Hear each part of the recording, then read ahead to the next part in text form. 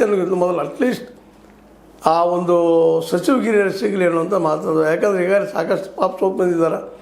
3 ವರ್ಷ ಆಯಿತು ನಮ್ಮ ದಾರಿ ಕಾಯ್ತಾ ಇದ್ದಾರೆ, ನಾವು ಆಗ್ತೀವಿ ಅಂತೇಳಿ. ಅದು ಇಲ್ಲಿವರೆಗೆ ಸಿಕ್ಕಿಲ್ಲ ಅಂದಾಗ ಸಹಜ ಕುತೂಹಲ ಇರ್ತದೆ. ಕುತೂಹಲ ತರಿಸ್ಬೇಕಾಗಿತ್ತು, ಸಿಕ್ಕಾಗಲ್ಲ ಅಂತೆ. ಮೌನ ಆಗಿದ್ದರೆ ಮತ್ತೇನಿದ್ರು ಅಂತ ಏನಲ್ಲ, ಅದಕ್ಕೆ ಉತ್ತರ ಕೊಡುವಂಥ ಸಮಯ ಬರ್ತದೆ, ಕೊಡ್ತಾರೆ. ಅವರು ನಮ್ಮ ಸಿದ್ದರಾಮಯ್ಯನವರು ಅನ್ನುವಂಥದ್ದು ಅದಕ್ಕೆ ಸಂದರ್ಭ ನೆನಪು ಮಾಡ್ಕೋತ ನಮ್ಮ ಕಾಂಗ್ರೆಸ್ ಶಾಸಕರು ಮಾತ್ರ ಈಗ ದೆಹಲಿಗೆ ಹೋಗೋದು ಬರೋದು ಮಾಡುವಂಥ ಕೆಲಸ ಜೋರು ಮಾಡಿದ್ದಾರೆ.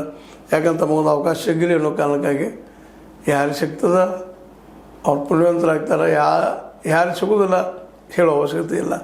ಒಟ್ಟಿನಲ್ಲೇ ಜೋರದ ಕಾಂಗ್ರೆಸ್ನಲ್ಲೇ ಸೀಟಿನ ಬಡದಾಟ ಅಂತ ಹೇಳ್ತಾ, ಈ ಸೀಟ್ನಲ್ಲಿ ಯಾರ್ಯಾರು ತೊಗೊಳ್ತಾರೆ, ಯಾರು ಪಡ್ಕೋತಾರೆ, ಯಾರು ಬಿಡ್ತಾರೋ ಆ ಮಾತು ಬೇರೆ. ಸಿದ್ದರಾಮಯ್ಯ ಮಾತ್ರ ಈ ಮೂಮೆಂಟ್ಗಿಂತಲೂ ಮುಖ್ಯವಾಗಿ ಅವ್ರಿಗೆ ಆಗಬೇಕಾಗಿದ್ದೇನಪ್ಪ ಅಂತಂದ್ರೆ ಈ ಸಂಪುಟ ವಿಸ್ತರಣೆ ಜೊತೆಗೆ ಎರಡೂ ಕಡೆ ಗೆಲ್ಲುವಂಥದ್ದು, ದಾವಣಗೆರೆ ಮತ್ತು ಅದೇ ಕಾಲಕ್ಕೆ ನಮ್ಮ ಏನಪ್ಪ ಅಂದ್ರೆ ಬಾಗಲಕೋಟೆಯಲ್ಲಿ. ಅದು ಆದ್ರಂತೆ ಭಾಳ ಖುಷಿ ಪಡ್ತಾರೆ. ಏನೋ ಇರಲಿ, ಯಾರು ಸೋಲಿ ಯಾರು ಗೆಲ್ಲಿ, ಮುಖ್ಯ ಏನಪ್ಪ ಅಂದ್ರೆ ಗೆದ್ದರೆ ವಿಶೇಷವಾಗಿ ಸೇಮ್ ಬದಲಾವಣೆ ಚರ್ಚೆ ಬರಲಿಕ್ಕಿಲ್ಲ.